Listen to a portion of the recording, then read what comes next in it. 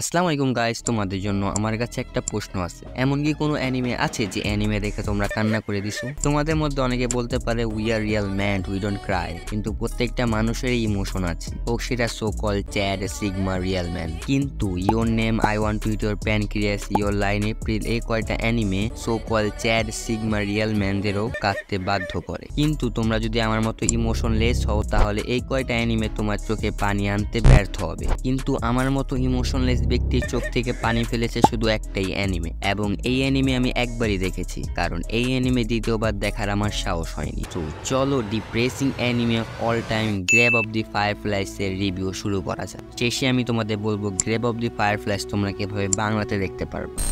War, এই সময়টায় দেশে সব থেকে নির্মম জিনিস হয়ে থাকে। 1 মাস আগেই আমাদের দেশে এক রকমের গৃহযুদ্ধ শেষ হলো। সেই নির্মমতা তো দেখলামই, কিন্তু আসল যুদ্ধ যদি দেখতে হয় তাহলে আমাদের তাকাতে হবে প্যালেস্তাইনের দিকে। তেমনি 1945 সালে চলছিল আমেরিকা এবং জাপানের মধ্যে দ্বিতীয় বিশ্বযুদ্ধের যুদ্ধ। আমেরিকা জাপানের প্রতিটি শহরের উপর বোমিং করছিল। তাই আমাদের মেন ক্যারেক্টার সেইতা এবং তার ছোট বোন সেসুকো তাদের মায়ের সাথে সেফ জোনে যাচ্ছিল। তার মা এবং তারা আলাদা আলাদা হয়ে যাবে এবং এক জায়গায় এক হবে, এই উদ্দেশ্যে তারা গন্তব্য দিকে রওনা দেয়। কিন্তু তারা জানতো না এটাই তাদের মায়ের সাথে শেষ দেখা। তারা জানতো না তাদের জীবনে কত বড় একটি শোকের ছায়া নেমে আসতেছে। তারা জানতো না এটাই তাদের একসঙ্গে শেষ খুশির মুহূর্ত। এখান থেকে শুরু হয় একটি ভাই বোনের জার্নি, যে জার্নিতে শুধু ইমোশন এবং ইমোশন। একটি যুদ্ধ বিধ্বংস দেশে একটি ভাই বোনের জার্নি, যেখানে আপন ও পর হয়ে যায়, যেখানে মানুষ শুধুই নিজের কথা ভাবে, যেখানে মানুষ একবেলা খাওয়া ঠিক মতো খেতে পারে না। সেখানে তারা কিভাবে বেঁচে থাকবে, যেখানে তাদের কাছে না আছে পর্যাপ্ত টাকা, না আছে পর্যাপ্ত খাওয়া।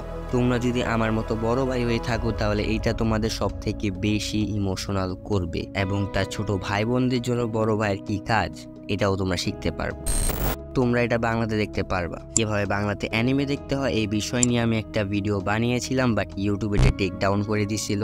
বাট আমি এটা ফেসবুকে আপলোড দিছি। আমি ডিসক্রিপশনে বা কমেন্টে লিঙ্ক দিয়ে দিব, তোমরা যা দেখতে পারো, এবং আমার ফেসবুক পেজটাও ফলো করে দিও। আমি তোমাদের একটা চ্যালেঞ্জ দিতে চাই, সেটা হলো তোমরা এই অ্যানিমে চোখের পানি না ফেলে বা ইমোশনাল না হয়ে শেষ করবা। তো দেখা যাক চ্যালেঞ্জ কি কমপ্লিট করতে পারো নাকি। যদি কমপ্লিট করতে পারো আর যদি না পারো দুটোটাই আমার কমেন্টে জানিয়ে যাও। তো আজকের জন্য এতটুকুই। আল্লাহ হাফিজ, বিদায়।